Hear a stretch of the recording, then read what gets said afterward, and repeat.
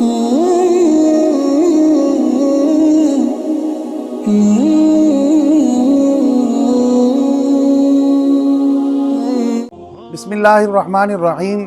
दुनिया में इंसान जब ज़िंदगी गुजारता है तो कुछ लोग तो वो होते हैं जो आसूदा हाल होते हैं, जो अमीर होते हैं, खुशहाल होते हैं। उनकी ज़िंदगी खुशहाली में गुज़रती है, ऐशो आराम में गुज़रती है, तायुश में गुज़रती है। और दुनिया की जो आसाइशों वाले असबाब होते हैं वो उनको ले लेते हैं, जिसकी वजह से उनकी ज़िंदगी में बड़ा आराम आ जाता है और बड़े सुकून आ जाते हैं।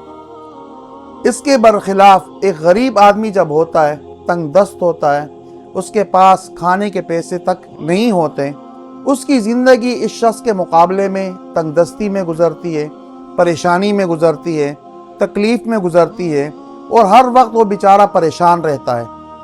हदीस शरीफ में, मुस्लिम शरीफ की हदीस है, पैगम्बर अलैहिस्सलातु वस्सलाम ने फरमाया कि क़यामत के दिन इन दोनों किस्म के लोगों को लाया जाएगा।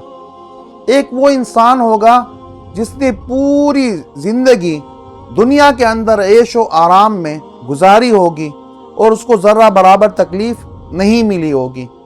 उसको लाया जाएगा और उसको लाकर अल्लाह ताला उसको जहन्नम में एक गोता देंगे। वो गोता देने के बाद उस शख्स को जब जहन्नम से निकालेंगे, उससे फिर पूछा जाएगा कि ए इब्ने आदम, आदम के बेटे, ये बता कि तूने दुनिया के अंदर कोई आराम देखा है, कोई सुकून देखा है, कोई चैन तूने पाया है? वो जहन्नम के एक गोते लगने से वो दुनिया की सारी आसाइशें, आराम और सुकून वो भूल जाएगा। और इसके बरक्स एक गरीब शख्स को लाया जाएगा जिसने दुनिया के अंदर बहुत ही ज़्यादा परेशानी और तंगदस्ती में ज़िंदगी गुजारी होगी। अल्लाह ताला उसको जन्नत में दाखिल फरमाएंगे और एक लम्हा जन्नत में दुखूल के साथ ही उससे पूछा जाएगा कि ए इब्ने आदम, आदम के बेटे, ये बता कि तूने दुनिया के अंदर कोई परेशानी, कोई दुख, कोई रंज, कोई गम देखा है? तो जन्नत में एक लम्हा गुजरने के साथ ही वो दुनिया की तमाम परेशानियों को, गमों को और मुसीबतों को वो शख्स भूल जाएगा। तो दुनिया की जितनी आसानियाँ, आसाइशें हैं या दुनिया की जितनी परेशानियाँ, गम और रंज हैं, आखिरत के मुकाबले में एक लम्हे के बराबर भी इनकी हैसियत नहीं है।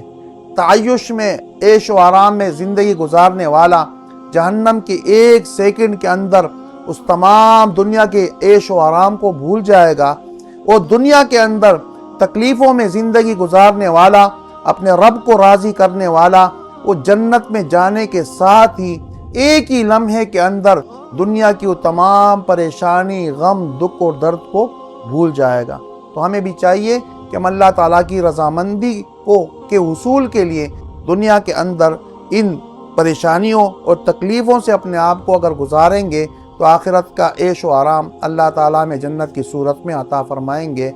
वमा अलैना इल्लल बलागुल मुबीन।